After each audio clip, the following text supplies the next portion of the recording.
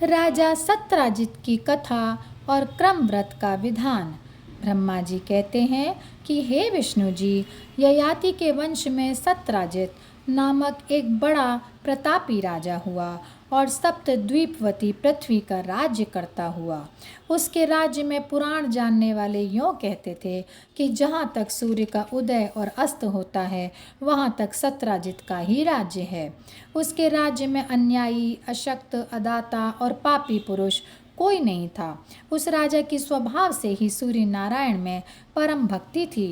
राजा का ऐश्वर्य देखकर सब मनुष्यों को विस्मय होता था और राजा भी निरंतर इसी चिंता में था कि ऐसा कौन सा उपाय है जिससे वे ऐश्वर्य दूसरे जन्म में भी पाऊं। जब विचार करते करते कुछ निश्चय नहीं हुआ, तब अर्वावसु आदि धर्मज्ञ और शास्त्रवेत्ता ब्राह्मणों को बुलवाकर भली भांति उनका पूजन कर आसन पर बैठाकर प्रार्थना की कि महाराज, जो आपका मेरे ऊपर अनुग्रह हो तो आज मैं पूछता हूँ, वह आप बताइए। राजा का यह वचन सुनकर ब्राह्मणों ने कहा कि महाराज, जो आपके हृदय में संदेह हो वह पूछिए, हम निवृत्त करेंगे। हमारा आपने सदा पालन पोषण किया है। ब्रह्मा जी संतुष्ट हों। एक तो विद्या पढ़ें, धर्म के संदेह हरें, अधर्म से निवारण करें और हित उपदेश देवें, यही ब्राह्मणों का काम है। आपकी जो इच्छा हो सो पूछिए। इसी अवसर पर राजा से उसकी रानी विमलमती ने कहा कि महाराज, मेरा भी एक संदेह है, इन महात्माओं से पूछिए। आपके संदेह तो कई प्रकार से निवृत्त हो सकते हैं, परंतु मैं केवल अंतःपुर में रहती हूँ। मेरा संदेह आप प्रथम निवृत्त करा दीजिए। यह सुनकर राजा ने कहा कि हे प्रिय, कहो क्या पूछना चाहती हो।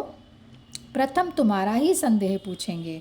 तब रानी बोली कि महाराज, मुझे यह संदेह है कि पहले भी बहुत राजा हुए हैं, परंतु आपके समान किसी का ऐश्वर्य नहीं हुआ। यह कौन से कर्म का फल है और मैंने कौन सा उत्तम कर्म किया था जिससे आपकी रानी हुई, यह आप मुझे बता दीजिए। भार्या का यह वचन सुन राजा बहुत प्रसन्न हुआ और कहने लगा कि हे प्रिय, मेरे मन की बात तुमने जानी, मैं भी यहीं इन महात्माओं से पूछना चाहता हूँ। यह रानी से कहे। राजा विनय से मुनियों को पूछता हुआ कि यह कथन करें कि मैं पूर्व जन्म में कौन था और क्या कर्म किया था, तथा हमारी इस रानी ने कौन से उत्तम कर्म किए जिससे हम में परस्पर अति प्रीति है। सब राजा मेरे वश में है, द्रव्य का अंत ही नहीं है, अप्रतिहत बल है और शरीर सदा आरोग्य रहता है। मेरी इस भार्या के समान कोई नारी रूपवती नहीं और मेरे तेज को तो कोई सह ही नहीं सकता। ये सब किस कर्म के फल हैं? आप त्रिकालज्ञ हैं, इसलिए कथन करें। यह सुन सब ब्राह्मणों ने सूर्य नारायण के परम भक्त परावसु से कहा कि आप इनका संदेह निवृत्त करें। परावसु भी सब ब्राह्मणों की सम्मति से राजा के प्रति कथन करने लगा कि महाराज, आप पूर्व जन्म में बड़े हिंसक और निर्दयी शूद्र थे। तब भी यह रानी तुम्हारी ही भार्या थी और ऐसी पतिव्रता थी कि तुम्हारे क्रूर वचनों से पीड़ित होकर भी सदा तुम्हारी शुश्रूषा में रहती थी। परंतु तुम्हारी अति क्रूरता देख संपूर्ण बंधु तुमसे अलग हो गए और पितामह का संचय किया हुआ धन भी निबट गया। तब तुमने खेती की, परंतु ईश्वर की इच्छा से वह भी निष्फल हुई। तब तुम अति दीन होकर औरों की सेवा करने में प्रवृत्त हुए। तुम तो अपनी स्त्री का त्याग करना चाहते थे, परंतु उसने तुम्हारा संग ना छोड़ा। तब तुम दोनों कान्यकुब्ज देश में जाकर सूर्य नारायण के मंदिर में सेवा करने लगे। वहाँ नित्य मार्जन, उपलेपन, जल छिड़कना आदि काम तुम दोनों करते और मंदिर में जो पुराण की कथा होती वह भी श्रवण करते। तुम्हारी स्त्री ने अपने पिता की दी हुई अंगूठी कथा पर चढ़ाई। सब काल तुम्हारे मन में यही चिंता रहती कि ये मंदिर स्वच्छ रहे और बहुत काल तक स्थिर रहे। इस भांति तुम दोनों निष्काम हो सूर्य नारायण की सेवा करते और जो भी मिलता उसी से निर्वाह कर लेते थे। एक समय बड़ी सेना सहित कुबलाश्व राजा वहाँ आया। उसकी संपत्ति और हजारों उत्तम उत्तम रानियों को देखकर तुम दोनों की भी राजा बनने की इच्छा हुई और थोड़े काल के अनंतर तुम्हारा देहांत हुआ। उस सूर्य नारायण की सेवा के और पुराण श्रवण के प्रभाव से तुम राजा और तुम्हारी स्त्री रानी हुई। अब जो आपको जन्मांतर में भी ऐश्वर्य की इच्छा हो तो सूर्य नारायण की भक्ति से आराधना करो। गंध, पुष्प, दीप, नैवेद्य, वस्त्र, आभूषण और भी जो पदार्थ अपने को प्रिय हों सब सूर्य नारायण के समर्पण करो। उनके मंदिरों में मार्जन, उपलेपन आदि कराया करो। उत्तम दिनों में उपवास कर रात्रि को जागरण करो और नृत्य, गीत, वाद्य से बड़ा उत्सव कराओ।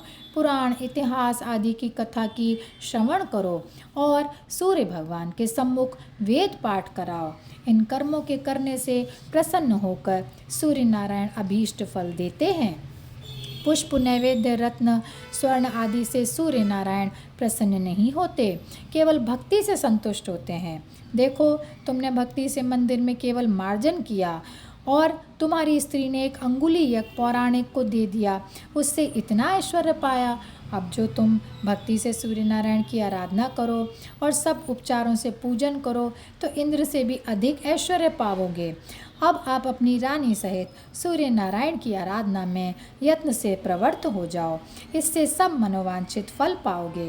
ब्रह्मा जी कहते हैं कि हे विष्णु जी, यह वृत्तांत सुन राजा बहुत हर्षित हुआ और अति विनय से परावसु के प्रति कहने लगा कि महाराज, जैसे इंद्रपद पाकर अथवा अमर होकर पुरुष को जो आनंद होता है वैसा आनंद आपके वचन श्रवण कर हमको हुआ। अज्ञान रूप अंधकार में आपका वचन हमारे लिए दीपक हुआ। हम दोनों संपत्ति के नाश की संभावना कर बहुत व्याकुल रहते थे, परंतु आपने सब संपत्तियों का बीज बता दिया। यह भी हमने जाना कि भक्तिमान दरिद्री भी सूर्य नारायण को प्रसन्न कर सकता है और भक्तिहीन धनवान पर भी उनका अनुग्रह नहीं होता, चाहे वह जितने रत्न, स्वर्ण आदि निवेदन करे। अब आप सूर्य भगवान की आराधना का वह प्रकार हमको उपदेश करें जिसके करने से शीघ्र ही उनका अनुग्रह हो।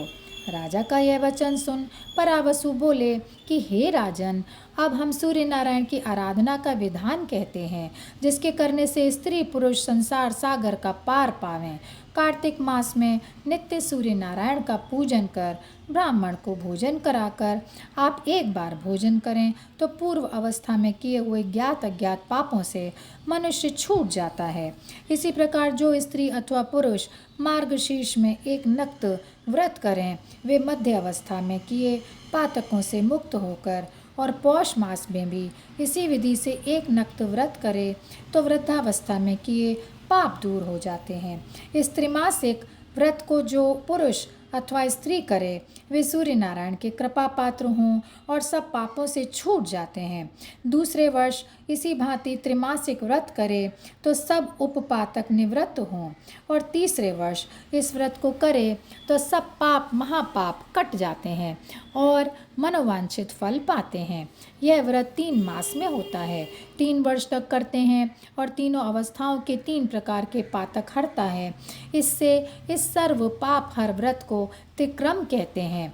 यह परावसु का वचन सुन राजा ने कहा कि महाराज, व्रत का विधान तो हमने सुना, परंतु भोजन कौन से ब्राह्मण को देना है यह आप कृपा कर बताइए। यह सुन परावसु बोले कि हे राजा, पौराणिक ब्राह्मण को भोजन देना चाहिए। इस विषय में अरुण के प्रति जो सूर्य नारायण ने कहा वह हम आपको कहते हैं। एक समय उदयाचल पर अरुण ने सूर्य नारायण से पूछा कि महाराज, कौन कौन से पुष्प, नैवेद्य, वस्त्र आदि आपको प्रिय हैं और कौन से ब्राह्मण के पूजन से आप प्रसन्न होते हैं, यह आप कृपा करके वर्णन कीजिए।